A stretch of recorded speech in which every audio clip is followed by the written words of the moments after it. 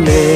তুই পরের বাহু ডোরে আমার ভেতর যাচ্ছে পুরে তুই হিনা এই আমিটা তিলে তিলে যাচ্ছে মোরে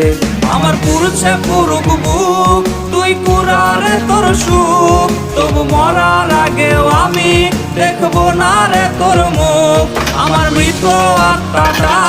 তোরে ডাকবে একদিন খুব আমি দেখবো সেদিন তুই ওরে কেমনে রবি চুপ